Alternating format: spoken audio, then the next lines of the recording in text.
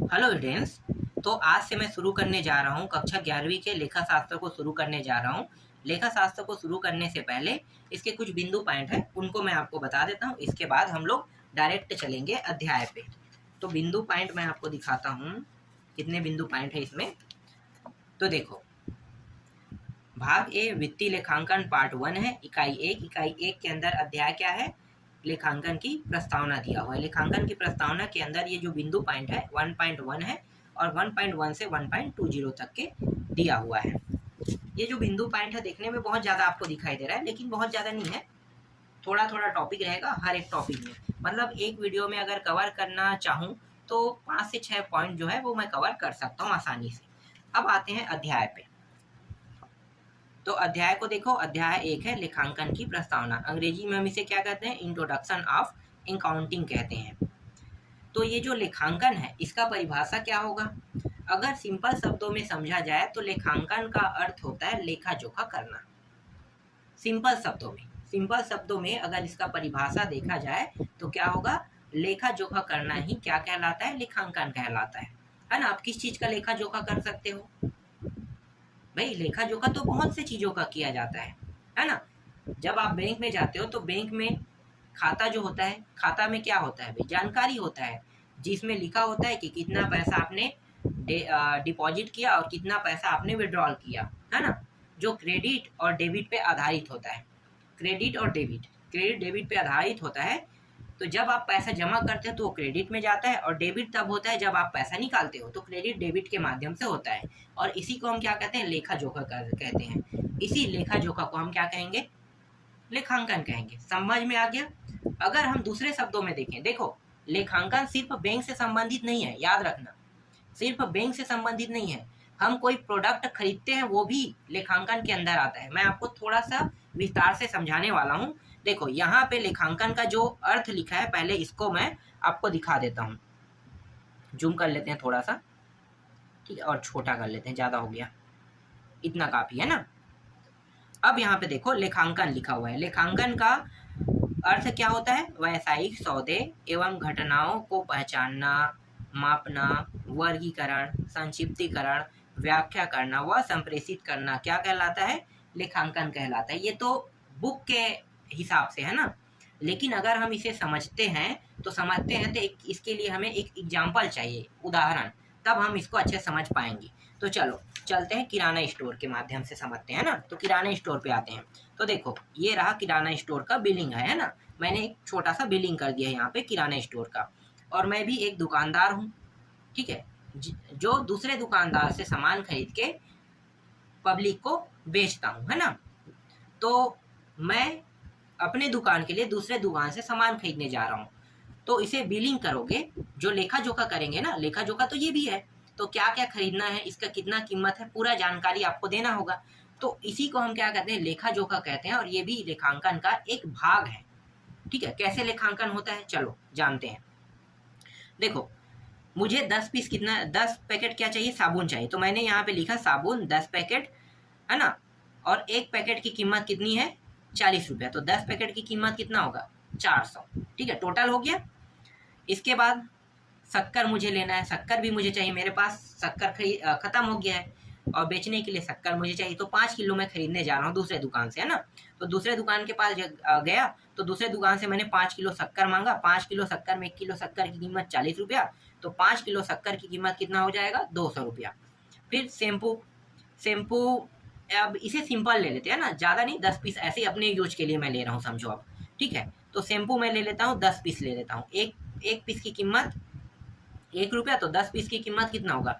10 रुपया, है ना। तो 10 रुपया हो गया। बस इतना ही सामान मुझे चाहिए। अब इस सामान का टोटलिंग कर देते हैं। टोटलिंग करेंगे कितना होगा? 4 2 6, 610 रुपया हो जाएगा। अब इस 610 रुपये में मैं 300 रुपया दुकानदार को दे रहा हूँ, ठीक है। जिस दुकानदार से मैं सामान खरीद रहा हूँ उसको मैं कह रहा हूँ मेरे पास अभी 300 रुपया है, बाकी पैसे को आप बकाया में लिख देना, है ना। तो 300 रुपया उसने लिया और 310 रुपये को बकाया में कर दिया, ठीक है। तो यहाँ पे मैंने क्या किया? लेन देन किया ना। तो यही लेन देन क्या कहलाएगा? लेखांकन कहलाएगा, है ना। तो लेखांकन का अर्थ समझ में आ गया? आपको समझ में आया ना लेखांकन का अर्थ? अब यहाँ पे देखो थोड़ा सा विस्तार से, यहाँ पे जो मैंने आपको समझाया ये पूरा टॉपिक अब मैं और अनुच्छेद मतलब एकदम विस्तार कर देता हूँ। देखो व्यावसायिक सौदे, व्यावसायिक सौदे का मतलब क्या होता है, व्यापार से संबंधित है। मैं एक दुकानदार के पास गया और उस दुकानदार से मैंने सामान खरीदा, है ना, तो ये क्या हो गया, ये व्यवसाय हो गया, ठीक है, क्योंकि मैं भी क्या हूँ, एक दुकानदार हूँ, तो दूसरे दुकानदार से मैंने सामान खरीदा और अपने दुकान में लाकर उसे पब्लिक को बेच रहा हूँ, तो ये क्या कहलाता है, व्यवसाय। तो इसी को हम व्यावसायिक सौदे कहते हैं। तो देखो व्यावसायिक सौदे आपको समझ में आ गया। अब घटनाओं की पहचान करना। घटना क्या है भाई, घटना है साबुन खरीदना, शक्कर खरीदना, शैम्पू खरीदना घटना है, ये भी क्लियर हो गया। फिर मापना, मापना क्या है भाई, देखो साबुन को मैंने 10 पैकेट खरीदा, देखो 10 पैकेट ये मापन कर रहे हैं, ठीक है, ये मापना है 10 पैकेट, 5 किलो शक्कर ये भी मापना है, 10 पीस शैम्पू ये भी मापन करना है। समझ में आ गया, मापन हो गया यहाँ पे। इसके बाद देखो वर्गीकरण करना, वर्गीकरण, तो हर एक सामान का देखो अलग अलग वर्गीकरण हुआ है। साबुन का अलग है, शक्कर का पूरा रेट के साथ अलग है, शैम्पू का अलग है, ये क्या कहलाता है, वर्गीकरण कहलाता है ना। वर्गीकरण करने के बाद संक्षिप्तीकरण, मतलब इसका पूरा विस्तार से जानकारी, देखो पूरा विस्तार से जानकारी हर एक टॉपिक का, ये देखो संक्षिप्त जानकारी है। फिर व्याख्या करना, देखो यहाँ पे व्याख्या करना, तो इस पूरे का टोटल करने के बाद यहाँ पे टोटलिंग, यही क्या कहलाता है, व्याख्या करना होता है। तो कितने का बना, 610 रुपये का। इसके बाद क्या है, संप्रेषित करना, ठीक है, संप्रेषित करना। इसके बाद ये जो पूरा बिलिंग बना है, इसको जैसे दूसरे दुकानदार ने इसे बनाया, तो अब ये क्या करे, मुझे दे रहा है ना, तो 610 रुपये का बना, यही संप्रेषित करना होता है, ठीक है। तो ये मुझे इस बिल को दे रहा है, तो मैंने क्या किया, 300 रुपये जमा किया और 310 रुपये बकाया में लिखवा दिया, ठीक है। इसी को हम क्या कहेंगे, लेखांकन कहेंगे, जो लेखांकन का एकदम सटीक अर्थ है। इसके साथ मैंने आपको समझा दिया, समझ में आया लेखांकन। अब आते हैं लेखा कर्म पे आते हैं। लेखा कर्म क्या होता है, हिसाब किताब लिखने का व्यवस्थित एवं क्रमबद्ध ज्ञान को हम क्या कहते हैं, लेखा कर्म कहते हैं, ठीक है। क्रमबद्ध ज्ञान को हम क्या कहेंगे, लेखा कर्म कहेंगे, ठीक है। अब ये लेखा कर्म भी सेम टू सेम है, देखो ये भी एक दुकान से ही संबंधित, इसमें भी एक दुकान से संबंधित ना उठा लेते हैं, ठीक है, एग्जाम्पल उठा लेते हैं। तो देखो हिसाब किताब क्या होता है, समझना है ना, लेखा कर्म पे आ रहे हैं। तो जब मैं दुकानदार के पास गया था ना, तो मैंने 300 रुपये पैड किया था, अब बकाया कितना था, 310 रुपये। अब ये 310 रुपये बकाया, इसको भी मैं पैड कर रहा हूँ, ठीक है, इसको भी पैड कर रहा हूँ, और इस बार क्या कर रहा हूँ, 200 रुपया मैंने जमा कर दिया फिर से, ठीक है, 200 रुपया जमा। तो बकाया कितना है भाई, अब बकाया 110 रुपया। तो यही क्या कहलाएगा, लेखा कर्म, क्योंकि ये जो हिसाब है ना, जो हिसाब किताब करवा रहा हूँ, और जो हिसाब है, ठीक है, वो कहाँ पे है, एक पुस्तक पे लिखा रहेगा ना, उसको हम पुस्तक पालन कहते हैं, लेकिन पुस्तक पालन के अंदर नहीं लेंगे, ठीक है। इसको हम क्या करेंगे, अलग से करेंगे कि भाई मेरा कितना पैसा है, आप टोटलिंग कर दो, टोटलिंग करने के बाद इस पैसे का मैं दे रहा हूँ, इतना बकाया फिर से रोक रहा हूँ, तो ये क्या कहलाएगा, लेखा कर्म के अंदर आ जाएगा, है ना। और यही क्रमबद्ध होते रहता है। आपने इसे खरीदा तो किस तिथि में खरीदा उसको भी लिखोगे। मान लो इसको खरीद रहे हैं 15 तारीख को, है ना, ऐसे 15 कुछ डेट दे दो, 15/03, इस तरीके से 2024 डाल देते हैं, ठीक है। और ये पैड भी उसी डेट में किया था ना, और बकाया जो राशि है ये बचा है, इसको पैड कर रहे हैं, ठीक है। तो इसको जमा कर रहे हैं, तो इसके लिए डेट डाल देते हैं, चलो 27/05, इस तरीके से 2024 डाल देते हैं, ठीक है। इस डेट में इतना पैड किया, फिर इतना बच गया, इसको फिर देंगे, तो फिर अगला डेट में जमा करेंगे। तो ये क्या हो, क्रमबद्ध हो रहा है, क्रमबद्ध हो रहा है ना, क्रमबद्ध, देख सकते हो ये क्रम से होते जा रहा है, इस डेट से इस डेट में क्रमबद्ध हो रहा है, डेट टू डेट लिखा है। इसी को हम कहते हैं लेखा कर्म कहते हैं। हिसाब किताब लिखने की व्यवस्थित एवं क्रमबद्ध ज्ञान को क्या कहते हैं, लेखा कर्म कहते हैं। समझ में आ गया। अब आगे देखो पुस्तक पालन। पुस्तक पालन क्या है, लेन देनों को सर्वप्रथम निर्धारित बहियों में निर्धारित नियमों के आधार पर लिखना ही पुस्तक पालन कहलाता है। पहले ना बैंक में जो खाता होता था उसमें हमेशा लिख के दिया जाता था, लिख के। अब क्या होता है, प्रिंटिंग के माध्यम से होता है। तो प्रिंटिंग के माध्यम से जो आता है उसमें भी देखना आपने किस तारीख को कितना निकाला और किस तारीख को कितना जमा किया, ये पूरा लिखा रहता है ना। तो इसी को हम क्या कहेंगे, पुस्तक पालन कहेंगे। क्या कहेंगे, पुस्तक पालन, ठीक है। सिर्फ बैंक से आधारित नहीं होता है पुस्तक पालन, मैंने अभी आपको समझाया, ये उधारी से भी होता है। जैसे मैं किसी दुकान के पास गया और कुछ सामान उधारी में लिया, है ना, और मेरा लंबा टाइम से वैसे उधारी चल रही है, ये सामान उधार में मैं लेते आ रहा हूँ, फिर किसी डेट में जाके उसको जमा कर रहा हूँ, फिर ले रहा हूँ, फिर जमा कर रहा हूँ, ये भी क्या होगा, ये भी एक प्रकार का पुस्तपालन ही होगा, क्योंकि वो अपने जो एक पुस्तक है उसमें वो लोग क्या करते हैं, नोट करते हैं ना, खाता जो है बही खाता खाता कहते हैं, उसमें वो लोग नोट करते हैं, फिर जमा करते हैं, फिर लिखते हैं, फिर जमा करते हैं, फिर लिखते हैं। ये क्या कहलाता है, पुस्तपालन कहलाता है। ठीक है, बैंक खाता में भी वैसे ही होता है, आप जमा करते हो, फिर निकालते हो, फिर जमा करते हो, फिर निकालते हो, ये भी क्या कहलाएगा, पुस्तपालन ही कहलाएगा। समझ में आ गया पुस्तपालन क्या होता है। अब आते हैं वित्तीय लेखांकन, है ना, सिर्फ वित्तीय लेखांकन पे आते हैं। तो वित्तीय लेखांकन क्या होता है। वित्तीय लेखांकन का अर्थ होता है वित्तीय सौदे तथा घटनाओं की पहचान करने, मापने, लिखने, वर्गीकरण करने, सारांश बनाने, विश्लेषण व निर्वचन करने तथा संप्रेषित करने की विधि को क्या कहते हैं, वित्तीय लेखांकन कहते हैं। अब सिंपल शब्दों में मैं बता देता हूँ। देखो, ज़्यादा तामझाम आपको करने की जरूरत नहीं है। अगर कोई आपसे कहता है कि वित्तीय लेखांकन क्या होता है, तो आपको कहना होगा किसी संगठन के लेन देन, है ना, लेन देन की व्याख्या करना ही क्या कहलाएगा, वित्तीय लेखांकन कहलाएगा। उसमें मापना भी आ जाएगा, है ना, ये जो सब टॉपिक दिया ना, जैसे कि मापना, पहचान करना, वर्गीकरण, सारांश, ये सब चीज आ जाएगा, है ना, ये क्या कहलाएगा, वित्तीय लेखांकन कहलाएगा। अगर ध्यान से देखा जाए तो लेखांकन और वित्तीय लेखांकन में ज्यादा अंतर नहीं है। क्यों नहीं है, देखो, ये सारी टॉपिकों के बारे में जानकारी देना, है ना, ये सारे टॉपिकों के बारे में जानकारी देना, ठीक है, ये लेखांकन के अंदर आ गया। और साथ ही साथ मैंने पैसा को भी ऐड कर दिया। तो अगर पूरा टॉपिक लेते हैं तो ये भी वित्तीय लेखांकन ही बन रहा है। क्या कहे बन रहा है, ये भी वित्तीय लेखांकन बन रहा है। देख सकते हो, पैसे से संबंधित है ना, और पैसे का लेखा जोखा करना ही वित्तीय लेखांकन कहलाता है। कई अर्थ होते हैं, एक टॉपिक के कई अर्थ होते हैं, कई प्रकार से आप परिभाषा दे सकते हैं। अगर आपसे पूछा जाए कि वित्तीय लेखांकन क्या होता है, तो पैसे का जो लेखा जोखा होता है ना, पैसे का जो लेखा जोखा होता है, उसी को हम वित्तीय लेखांकन कहते हैं। ये भी आप कह सकते हो। या किसी व्यापारिक या किसी संगठन के वित्तीय लेखा जोखा को भी हम क्या कहते हैं, वित्तीय लेखांकन कहते हैं। बस इतना ही कह दोगे ना किसी को, तो भी आप इसका पूरा परिभाषा दे रहे हो। समझ में आ गया। अगर आप बुक के हिसाब से चाहते हो तो आप ऐसे भी पढ़ सकते हो, और जो मैं आपको समझा रहा हूँ वो भी आप लिख सकते हो, बता सकते हो, समझा सकते हो। अब आते हैं अगला, पैसा। पैसा का मतलब क्या होता है। देखो, पैसा शब्द जो है मतलब हिंदी में देखा जाए पैसा शब्द को, तो ये थोड़ा सा कठिन शब्द है। लेकिन अंग्रेजी में देखो क्या लिखा है, प्रोफेशन, है ना, प्रोफेशन यहाँ पे लिखा हुआ है। प्रोफेशन का मतलब क्या हो गया, आपका पैसा क्या है ना, तो आपका पैसा क्या है, तो पैसा को आपको बताना है। जैसे कि पैसा से संबंधित मैं अभी आपको पढ़ा रहा हूँ, तो पढ़ाने का ज्ञान होना, ये क्या है, मेरा पैसा है ना, और मैं इसी के थ्रू आपको पढ़ा के पैसा अर्जित कर रहा हूँ। तो ये क्या है भाई, मैं आपको यूट्यूब में पढ़ाता हूँ, यूट्यूब मुझे पैसा देता है, तो ये मेरा पैसा है।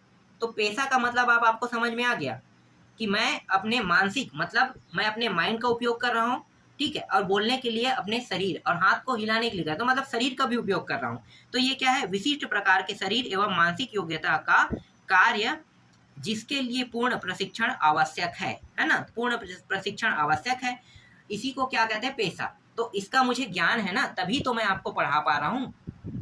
तो ये क्या है, मैं पहले से प्रशिक्षित हूँ, पहले से क्या हूँ, प्रशिक्षित हूँ, तब मैं आपको पढ़ा रहा हूँ, और इसी को क्या कहते हैं, पैसा कहते हैं। मतलब पहले से प्रशिक्षित होना, है ना, पहले से प्रशिक्षित होना, इसी को हम क्या कहते हैं, पैसा कहते हैं। अगर सिंपल शब्दों में कहा जाए तो पहले से जो प्रशिक्षित है और उसी प्रशिक्षित के थ्रू जो कार्य कर रहे हैं, उसको हम क्या कहेंगे, पैसा कहेंगे।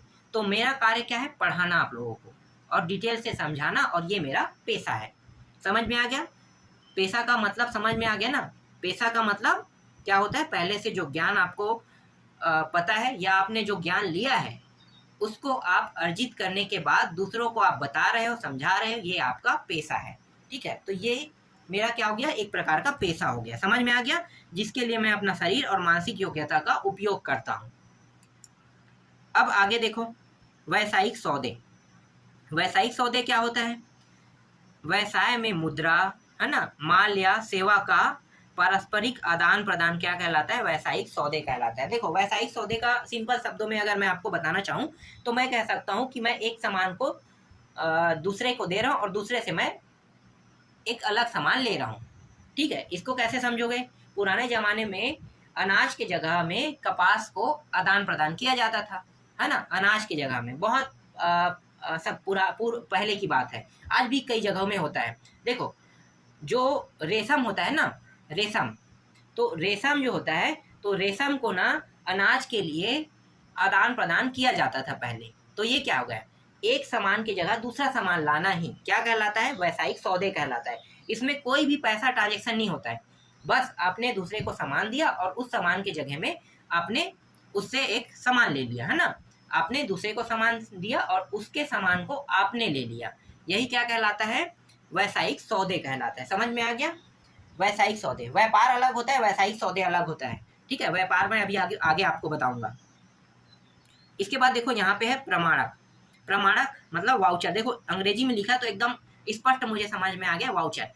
पुराने जमाने में जब हम मोबाइल का रिचार्ज कराते थे तो एक टॉपअप आता था ना, टॉपअप वाउचर, 10 रुपया 20 रुपया का वाउचर आता था। उस वाउचर को पहले हम घिसते थे, घिसने के बाद उसमें जो कोड दिया होता था उसको हम एंट्री करते थे, फिर हमारा मोबाइल रिचार्ज होता था, है ना। तो ये क्या कहलाता था, टॉपअप वाउचर। ये उसी प्रकार का ये भी वाउचर है, और वो वाउचर जो है एक प्रमाण है कि ये 10 रुपये का है, 15 रुपये, 20 रुपये का। ठीक है, तो यहाँ पे देखो लेन देनों को प्रमाणित करने के लिए प्रमाण पत्र या प्रपत्र जो है वो क्या कहलाता है, प्रमाणक कहलाता है ना। वाउचर क्या है, प्रमाणक है, प्रमाण पत्र है। जब तक कि आप उसे डालोगे नहीं तब तक कि वो एक्सपायर नहीं होगा। जैसे ही आपने उसको स्क्रैच किया, स्क्रैच करने के बाद आप कोड डाल के अपने मोबाइल में उसमें जितने भी पैसे, मतलब उसका एक कोड बनता है, उसका पैसा बनता है। तो जैसे ही आपने उसको अपने मोबाइल में लोड किया, उसके बाद आपके अकाउंट में पैसा आ गया, ये क्या हो गया, ये हो गया प्रमाणक हो गया, है ना, जिसमें हमने लेन देन किया। हमने पैसे दिया वाउचर खरीदने के लिए, और वाउचर जैसे हमने खरीदा, वो पैसा वाउचर खरीदने के बाद घिसने के बाद उसके बाद हमने उसको अपने मोबाइल में लोड किया, लोड करने के बाद हमारे अकाउंट में वो पैसा आ गया। इसी को हम लेन देन कहते हैं, और ये एक प्रपत्र के थ्रू होता है। इसको हम क्या कहेंगे, वाउचर कहेंगे। क्लियर हुआ वाउचर। इसके बाद देखो लागत लेखांकन। लागत लेखांकन क्या होता है, यहाँ पे जो परिभाषा वो मैं पहले पढ़ के बता देता हूँ। किसी उत्पाद सेवा संचालन तथा कार्य का लेखांकन व लागत निर्धारण करना, नियंत्रण व निर्णय हेतु सूचनाएं उपलब्ध करना क्या कहलाता है, लागत लेखांकन कहलाता है। अब मैं आपको एकदम अच्छे तरीके से बताता हूँ कि ये लागत लेखांकन का एग्जाम्पल क्या हम ले सकते हैं ना। देखो मुझे एक बिल्डिंग का निर्माण कराना है, मुझे क्या कराना है, एक बिल्डिंग का निर्माण कराना है। तो मैं उसमें टोटल क्या क्या सामान कितना कितना लगेगा उसका पहले मैं अनुमानित निकालूंगा। ठीक है, पहले मैं अनुमानित निकालूंगा। अनुमानित में मैं ये निकालूंगा कि मुझे इतना मजदूर लगेगा, है ना। क्या क्या लगता है भाई, मैं यहाँ पे लिख देता हूँ। देखो मैं एक भवन बनवा रहा हूँ, और भवन का साइज जैसे यहाँ पे देख लो, ये साइज ले लेते हैं ना। तो ये हो गया 40 और इधर हो गया 20। 40 बाई 20 का है, तो 40 बाई 20 एरिया कितना हो जाएगा, 4 दूनी 8, 800, है ना। 800 एरिया हो गया, तो 800 एरिया का है। अब इसमें रूम भी कटना है ना, ऐसे बीचों बीच यहाँ से एक रूम ऐसे कट जाएगा। यहाँ पे देखो एक है, यहाँ पे नहानी बाथरूम, यहाँ पे नहानी दे दिया, यहाँ पे बाथरूम दे दिया। ठीक है, टॉयलेट बाथरूम वाला अटैच कर दिया। और ये पूरा जो बड़ा सा आपको पोर्च दिख रहा है यहाँ पे, ये वाला एरिया, ये वाला एरिया, ये पूरा एरिया मैं हाल के लिए एक्स्ट्रा रख देता हूँ ना। तो ये पूरा एरिया हाल का हो गया, यहाँ से फिर 2 रूम कट गया इस तरीके से। तो इस प्रकार से एक बिल्डिंग का निर्माण करें, है ना। तो इस बिल्डिंग का निर्माण करेंगे तो इसमें मजदूर लगेगा। ठीक है, एक मजदूर हो जाएगा। फिर आपको क्या चाहिए, छड़ चाहिए ना, छड़ लगेगा। तीसरा सीमेंट, चौथा रेत, पांचवा गिट्टी, है ना, और छठवा ईंट। ठीक है, इतने सारे सामान, मतलब मजदूर के अलावा ये सब के सब चीज़ क्या है, ये सब सामान है ना। तो हर चीज़ों का रेट आपको लिखना पड़ेगा कि ये भवन कितने मंजिल का बनेगा, कितना ईंट लगेगा, ये सब चीज़ निकालना पड़ेगा। फिर छड़, रेत, गिट्टी, ठीक है, सब निकालने के बाद टोटल जो अंतिम में होता है, जैसे 5 लाख रुपया लगेगा, है ना। 5 लाख रुपया, इकाई, दहाई, सैकड़ा, हजार, दशा, लाख, है ना, 5 लाख। तो 5 लाख रुपया लगेगा। इसी को हम कहते हैं, क्या कहते हैं भाई, लागत कास्टिंग, है ना। ये अनुमानित कास्टिंग है। अभी हम अनुमानित लागत कास्टिंग निकाल रहे हैं। होने के बाद जैसे कार्य पूर्ण हो जाता है, और कार्य पूर्ण होने के बाद इसमें 10-20 हज़ार एक्स्ट्रा आ गया या कम आ गया, मान लो 4,90,000 रुपया आ गया। ठीक है, तो ये क्या है, ये हमारा लागत हो गया, इतना लागत है और हमने अनुमानित इतना लगाया। तो हमारे हिसाब से जो हमने यहाँ पे टोटल लगाया है वही हमारा क्या होगा, लागत कास्टिंग होगा, है ना। तो इसी को हम क्या कहते हैं, लागत लेखांकन कहते हैं। समझ में आ गया, लागत लेखांकन। तो हमें कितना रुपया लगा, कितना कहाँ लगा, सब चीज को हम यहाँ पे रखेंगे। जैसे मजदूर को हमने इतना दिया, छड़ के लिए इतना, सीमेंट के लिए इतना, रेत के लिए इतना, गिट्टी के लिए इतना, ईंट के लिए इतना पैसा दिया, और सबको कैलकुलेट करने के बाद, हर चीज होने के बाद, पूरा घर बनने के बाद कितना खर्चा आया, 4,90,000। ये कहलाता है लागत लेखांकन। क्लियर हुआ लागत लेखांकन। अब आते हैं व्यवसाय।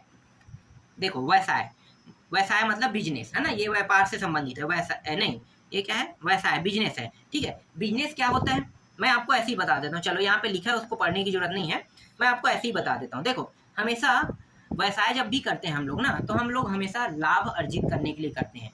हमारा पहला मुख्य उद्देश्य होता है लाभ अर्जित करना। तो व्यवसाय अगर कोई कहेगा ना, तो व्यवसाय की परिभाषा अगर पूछता है आपसे, तो आप क्या कहोगे, लाभ अर्जित करने के लिए जो भी बिजनेस या फिर व्यवसाय किया जाता है वही क्या कहलाता है, हमारा व्यवसाय है, बिजनेस कहलाता है, ठीक है।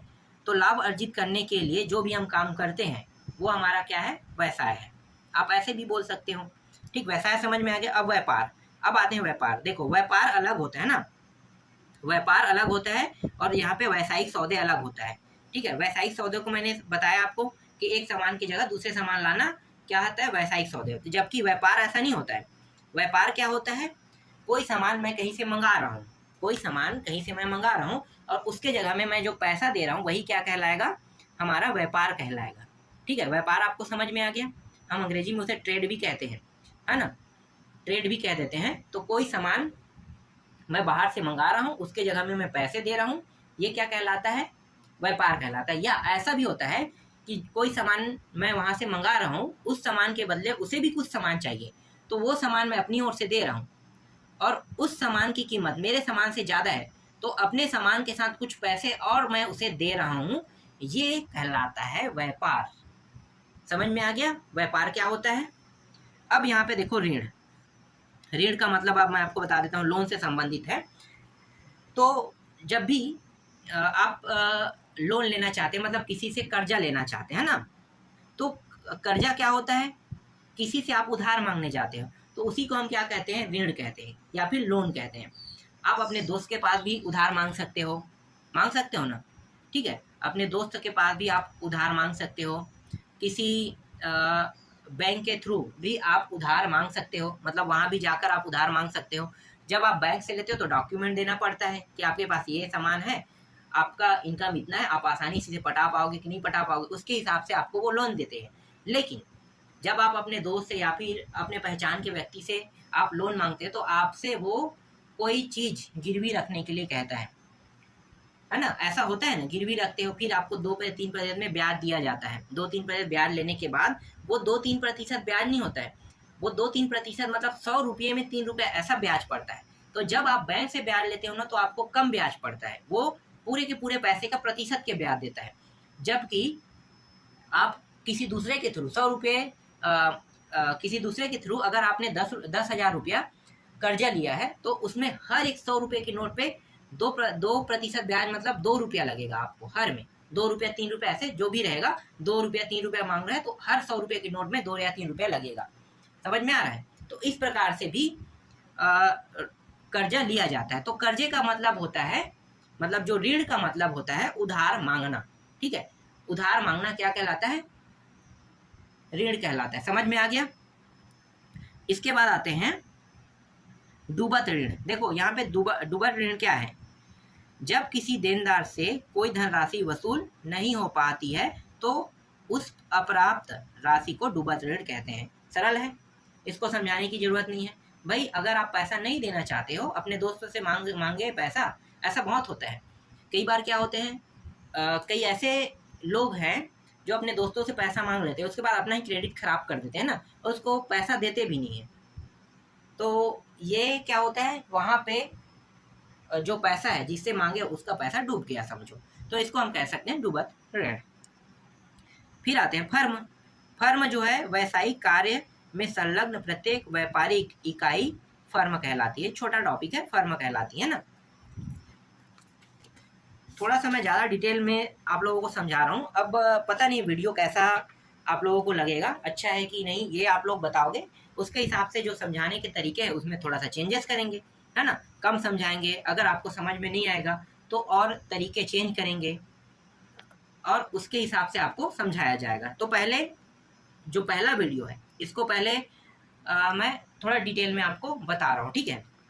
चलो देखते हैं। यहाँ पे देखो प्रविष्ट लिखा हुआ है ना। प्रविष्ट क्या होता है? एंट्री। ये एंट्री क्या होता है? तो किसी भी सौदे को हिसाब किताब की पुस्तकों में विधिवत लिखना ही प्रविष्ट करना कहलाता है। अब ये जो है ना, देख लो, ये पूरा सामान हिसाब किताब के रूप में, अभी मैंने एक सिंपल कागज में लिखा हूँ ना, एक पुस्तक या बुक में मैं लिख दूंगा। लिखने के बाद ये जो टोटलिंग किया ना, तो आपने इतना पढ़ाया, इतना हुआ, ये पूरा हिसाब किताब के साथ लिख दूंगा, इतना दिया, इतना बका है, बाकी है। यही क्या कहलाएगा? एंट्री कहलाएगा। पहले आपने एक कागज में लिखा, कागज में लिखने के बाद अच्छे से जानकारी के लिए आपने एक बुक में लिखा, वो क्या कहलाएगा? एंट्री। अब आते हैं खाता। देखो ये रहा खाता। खाता क्या होता है? अब खाता को मैं समझाना तो नहीं चाहता हूँ, एकदम छोटा है, पर यहाँ पे कुछ टॉपिक लिखा है तो पहले मैं इनको पढ़ के बता देता हूँ, उसके बाद समझाता हूँ ना। प्रत्येक व्यक्ति, फर्म, कंपनी, संस्था, वस्तु, संपत्ति, आय, व्यय, लाभ अथवा हानि का विधिवत लेखा करने के लिए एक शीर्षक के अंतर्गत जो तालिका बनाई जाती है उसे हम खाता कहते हैं। खाता के दो भाग होते हैं, एक नामे, एक जमा। नामे को हम अंग्रेजी में डेबिट कहते हैं और इसको क्रेडिट कहते हैं, जमा को, है ना। इसके बारे में यहाँ पे नीचे मैं बताऊंगा। अब खाता को मैं आपको थोड़ा सा बता देता हूँ। बैंक में जाते हो ना, तो जो खाता है उसमें देखना आप कितना निकाल, कितना जमा कर रहे हो, वो पूरा जानकारी रहता है कि नहीं रहता है? रहता है, वही क्या खाता है। तो ये पूरा का पूरा खाता ही है। अब वो खाता कोई कंपनी के पास भी हो सकता है। कंपनी क्या करता है? किसी सामान को, प्रोडक्ट को बेचता है और एक पूरा डीलर को बेच देता है। डीलर से क्या करता है? कंपनी एक डीलर को देगा, वो डीलर अपनी ओर से दूसरे को बेचेगा। तो जो डीलर के साथ कंपनी का सौदा होता है, उसके साथ उसका एक खाता बन जाता है कि आपने इतना पैसा लिया, इतना जमा किया, फिर इतना पैसा दिया, फिर इतना जमा किया, फिर आपने 2 बार सामान ले लिया, इन दोनों का भी आपने पैसा नहीं दिया है, आपको पहले इनका पैसा पटाना होगा, फिर पैसा देने के बाद फिर सामान फिर से ले जा सकते हो। तो इस प्रकार से कंपनी भी करती है ना। जैसे बैंक का खाता होता है, वैसा ही कंपनियों के पास भी अपना खुद का खाता होता है डीलर के साथ। तो यही क्या कहलाता है? खाता कहलाता है। खाता समझ में आ गया? खाता कई लोगों के पास होता है, फर्म के पास, कंपनी के पास, देखो संस्था, वस्तु, है ना, सबके पास हो सकता है। तो ये बताना चाह रहा है कि खाता क्या होता है और खाता किसके किसके पास होता है ना। ये आपको समझ में आ गया। अब आते हैं नामे और जमा, डेबिट और क्रेडिट के बारे में। प्रत्येक खाता 2 भागों में विभक्त होता है। खाते के बाएं पक्ष को नामे मतलब डेबिट कहते हैं और दाएं पक्षों को क्रेडिट कहते हैं, ठीक है। मतलब जमा और क्रेडिट और डेबिट ये बहुत जरूरी टॉपिक है जिनको आपको जानना चाहिए। देखो क्रेडिट क्या होता है, डेबिट क्या होता है, मैं आपको बता देता हूँ। आप अपने खाते को लेकर बैंक में जाते हो और आप कहते हो मैं 500 रुपये जमा कर रहा हूँ। जमा, तो जमा से आपको क्या समझ में आया? क्रेडिट कर रहे हो ना, तो क्रेडिट के पक्ष में लिखाएगा, मतलब जमा के पक्ष में लिखाएगा। और जब आप बैंक से पैसे निकालते हो, तो पैसे निकालते हो तो क्रेडिट क्या होगा? क्रेडिट क्या होगा? डेबिट होगा ना। तो डेबिट होगा तो कहाँ पे होगा? नामे के पक्ष में। तो नामे का मतलब समझ में आ गया, नामे का मतलब डेबिट और जमा का मतलब क्रेडिट। फिर अगला टॉपिक देखो, लेखा पुस्तक। ये लेखा पुस्तक और कुछ नहीं है, जो भी सामान हम लोग खरीदी बिक्री करते हैं उसके बारे में जानकारी जो पुस्तक में लिखते हैं उसी को हम लेखा पुस्तक कहते हैं। बार बार ना ये टॉपिक घुमा घुमा के 4-5 जगह आ रहा है। मैं बताना तो नहीं चाह रहा था, लेकिन हर एक टॉपिक अलग अलग दिया है ना, तो बताना पड़ रहा है। बाकी पुस्तक में ही लिखना भैया क्या कहलाएगा? पूरा जानकारी। चाहे कोई भी सौदा करो, व्यापारिक ही रहेगा सौदा ज़्यादा से ज़्यादा, है ना। पैसा लोगे और पैसा दोगे तो व्यापारिक ही सौदे को तो लिखोगे ना। तो हर बार मैं यही टॉपिक लेके आ रहा हूँ। देख लो ये पूरा व्यापारिक सौदे है भैया, पैसा से तो हो रहा है, व्यापारिक ही सौदे है। मैं भी एक व्यापारी हूँ, वो भी एक व्यापारी है। दुकानदार जहाँ से मैं ला रहा हूँ, मैं अपनी दुकान में बेचने के लिए ला रहा हूँ, तो व्यापार ही तो कर रहा हूँ और इसको मैं पुस्तक के माध्यम से लिख रहा हूँ। तो ये क्या है? व्यापारिक सौदे। अब मैं इसको क्या कर रहा हूँ? अपने बुक में लिख रहा हूँ कि मैंने ये सामान खरीदा और इस सामान में मुझे इतने का फायदा हुआ, ये सब मैं लिख रहा हूँ। तो ये क्या कहला है? व्यापारिक सौदे है। तो हर बार ना बिलिंग कर रहे हैं, पुस्तक की बात कर रहे हैं तो बार बार मुझे उसे पुस्तक में लिखना पड़ रहा है। और है ये टॉपिक एक ही टॉपिक है, पुस्तक से संबंधित टॉपिक एक ही टॉपिक है। बस बता रहा है कि बार बार कि हाँ इसको भी लिखना है, इसको भी लिखना है। बस नाम मैं अलग दे रहा हूँ, लेकिन लिखना आपको एक ही जगह है। बस इतना ही इसमें कर रहे हैं। चलो अगला टॉपिक देखो, यहाँ पे विषय प्रवेश है, कुछ भी नहीं है, फालतू, इसको छोड़ देना, कुछ नहीं। मैंने पढ़ के देखा, जब मैंने इसे पढ़ा तो कुछ नहीं मिला मुझे। यहाँ पे एक बस एक कुछ स्लोगन टाइप से लिख दे, पहले लिख पीछे दे, भूल पड़े तो कागज से ले। इसका मतलब क्या है भाई, पहले आप लोग को लिख लेना है और उसके बाद क्या है, पीछे दे, चाहे अभी दे चाहे पीछे दे पैसा को, है ना। अगर आप भूल जाते हो तो कागज से ले कह रहा है, तो कागज में जो आपने लिखा है ना उससे आप लोग देख के जो पैसा बचा है लेन देन करना है उसको ले सकते हो, ऐसा कुछ कह रहा है। तो ये कुछ खास नहीं है। आगे आते हैं ना। अब देखो 1.2 पे आते हैं, यहाँ पे आ जाते हैं 1.2। क्या है, बही खाता एवं लेखांकन दिया हुआ है। अब बही खाता एवं लेखांकन का अर्थ पढ़ते हैं और इसको समझते हैं। तो देखो ये जो 1.2 है ना, ये कुछ नहीं है, इसमें कुछ नहीं लिखा है, एकदम फालतू है, इसके बारे में कुछ भी नहीं लिखा ना, तो इसको पढ़ने की जरूरत नहीं है। 1.2 सीधा 1.3 पे आते हैं। 1.3 में परिभाषा बताया बही खाते का। बही खाते का मतलब क्या होता है, देखो बही खाते को अंग्रेजी में हम बुक कीपिंग कहते हैं, है ना। अब ये बुक कीपिंग जो है मतलब क्या है, बुक में लिखना। जब आपसे कोई कहता है कि आपका बही खाता चल रहा है, इसका मतलब क्या है, उधारी में लेन देन चल रहा है, ये बही खाते का मतलब है ना। बही खाते का मतलब क्या है, उधारी में लेन देन करना ही बही खाता है। समझ में आ गया। जब भी आपसे कोई पूछता है कि बही खाते का अर्थ क्या होता है, तो आप क्या कहोगे उत्तर में, उधारी में जो लेन देन चलता है उसी को हम बही खाता कहते हैं। किराना स्टोर पे चलते हैं, ठीक है। मैं अब एक क्या हूँ, एक नॉर्मल व्यक्ति हूँ जो दुकान में जा रहा हूँ और दुकान में जाके मैं कुछ सामान ले रहा हूँ, है ना। मैं हर एक महीने में उसका हिसाब करके पैसा जमा कर देता हूँ। तो अब इसको थोड़ा सा समझते हैं। देखो मुझे कुछ सामान चाहिए, तो मैं वहाँ पे मैं दुकान पे गया और दुकान में जाने के बाद मैं क्या कहता हूँ कि मुझे 5 साबुन चाहिए, 2 बिस्किट का पैकेट चाहिए। इसके बाद मैं कहूँगा कि 1 किलो शक्कर चाहिए, ठीक है। इसके बाद मैं उसको कह दूंगा कि इसको चढ़ा देना, चलिए ठीक है। क्या कहूँगा, इसको एक बुक में, जो अपना बुक रखते हैं ना दुकानदार, उस बुक में कहूँगा चढ़ा देना, तो वो चढ़ा देगा। इसी को हम क्या कहते हैं, बही खाता कहते हैं। समझ में आ गया, बही खाता। तो बही खाते का परिभाषा आपको समझ में आया, ठीक है। और बही खाते को ही पुस्तपालन कहते हैं। देखो बार बार वही चीज आएगा, अगर आप किसी बुक में लिखते हो तो बही खाता कहलाएगा और इसी को पुस्तपालन भी कहोगे। तो अलग है क्या, नहीं है ना। पुस्तक में लिखना मतलब जो छोटे से आपके पास जो कापी है ना, उसी में लिखना क्या कहलाएगा, पुस्तपालन, है ना, बही खाता। समझ में आ गया। अब देखो यहाँ पे जो इसका अर्थ है ना, अलग अलग जो विशेषज्ञ है उन्होंने अलग अलग अर्थ दिया है। इसको भी देख लेते हैं, कौन कौन से विशेषज्ञ ने कौन कौन सा अर्थ दिया है। तो जब एग्जाम में विशेषज्ञ के हिसाब से आएगा तब आपको सेम टू सेम ऐसा ही लिखना है। अगर विशेषज्ञ के हिसाब से बही खाता का परिभाषा नहीं आता है तो आप अपने शब्दों में लिख सकते हो। तो विशेषज्ञ के हिसाब से आएगा तब भी आपको सेम टू सेम लिखना है। तो विशेषज्ञ कौन है, श्री डावर के अनुसार। डावर क्या कहता है, हिसाब किताब की पुस्तकों में व्यापारी के लेन देनों का वर्गीकृत ढंग से लेखा करने की कला अथवा पद्धति के रूप में बुक कीपिंग की परिभाषा दी जा सकती है। इसी को हम क्या कहते हैं, बुक कीपिंग को ही बही खाता कहते हैं, ठीक है। जब कहेगा तब इसके शब्दों में लिखना है, नहीं कहेगा तो आप अपने शब्दों में लिखना, ठीक है। फिर श्री बाटली बाय के हिसाब से क्या होता है भाई, परिभाषा देख लेते हैं। व्यापारिक व्यवहारों को हिसाब किताब की निश्चित पुस्तकों में लिखने की कला का नाम बुक कीपिंग है। श्री रोलैंड के अनुसार पुस्तपालन का आशय सौदे को कुछ निश्चित सिद्धांतों के आधार पर लिखना। फिर कार्टर भी बोल रहे हैं ना, कार्टर के हिसाब से क्या है, पुस्तपालन उन समस्त व्यापारी लेन देनों को जिसके फलस्वरूप द्रव्य या द्रव के मूल्य का हस्तांतरण होता है, ठीक ढंग से बही खातों में लेखा करने की कला एवं विज्ञान है, ठीक है। ये तो कहेगा तब आपको सेम टू सेम लिखना है, नहीं कहेगा तो यहाँ पे सरल शब्दों में लिखा हुआ है। अब सरल शब्दों में मैंने पहले ही आपको समझा दिया है, तो ये सरल शब्द आपको पढ़ने की जरूरत नहीं है, इसको छोड़ देना, ठीक है। जो मैंने आपको समझाया वही आपको देखना है। फिर यहाँ पे लेखांकन की परिभाषा आप देख लेते हैं।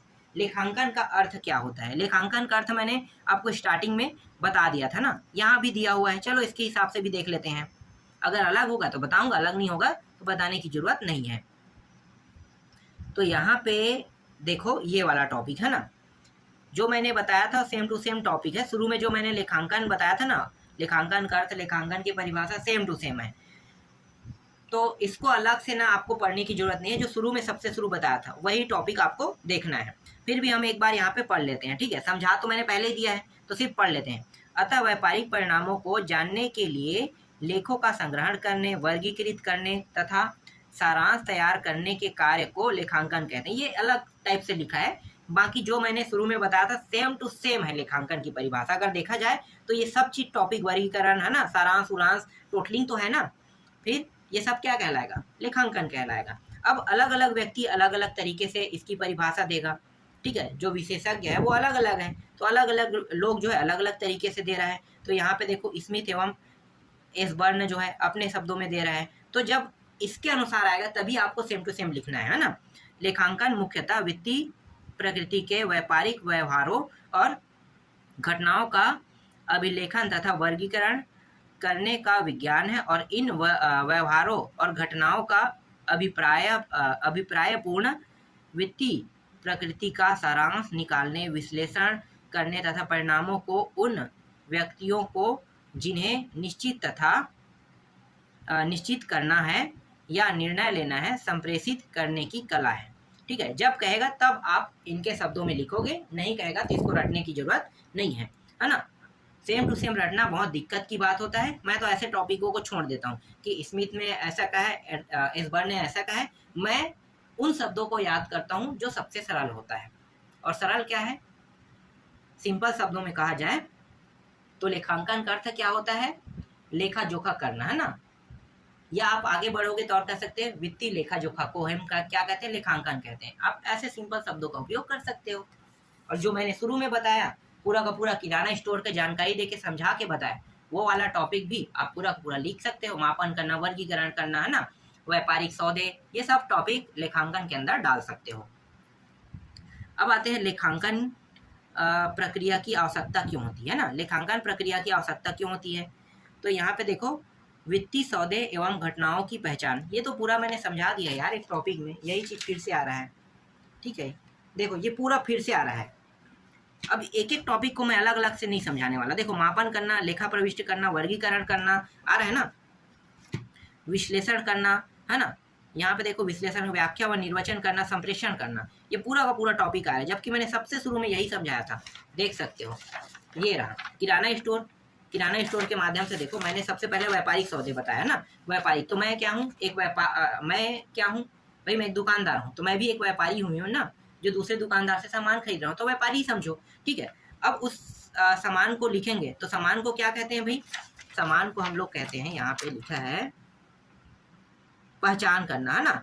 सामान को पहचान करना, सामान क्या है, ये पहचान कर रहे हैं किसका है, क्या है, पहचान कर रहे हैं साबुन है, शक्कर, ये पहचान कर रहे हैं। और ये सब क्या है, मापन कर रहे हैं, ये मापन है ना, मापन है। मापन के बाद क्या आता है, लेखा करना। तो देख लो भाई ये पूरा पूरा लेखा हुआ है कि ये 40 नग है, हर एक नग का 10, तो कितना हो जाएगा, मतलब 40 रुपये एक पैकेट का, तो 10 पैकेट का कितना, 400, तो लेखा तो कर रहे हैं ना। फिर वर्गीकरण करना, साबुन का अलग, शक्कर का अलग, शैम्पू का अलग, छोटे छोटे डिटेल देना, यही है सारांश बनाना, ये पूरा सारांश ही तो बन रहा है। फिर विश्लेषण करना, विश्लेषण मतलब टोटलिंग करना, टोटल के टोटल इसके बारे में एक एक जानकारी देना है। देख लो एक एक जानकारी दिया गया है जिससे पढ़ने वाले को कोई भी समस्या ना आए, है ना। इसके बाद व्याख्या करना, टोटल देख लो, टोटल व्याख्या हुआ है पूरा का पूरा, मतलब हर एक चीज यहाँ पे हुआ है। तो मैं इस पूरे टॉपिकों को पहले ही बता चुका हूँ और यहाँ पे अलग से बताने की कोई जरूरत नहीं है। तो आपको ये समझ जाना है कि लेखांकन प्रक्रिया की आवश्यकता वाले जो अवस्था है ना, अवस्थाएं, ये पूरा का पूरा मैंने पहले ही बता दिया है, ठीक है।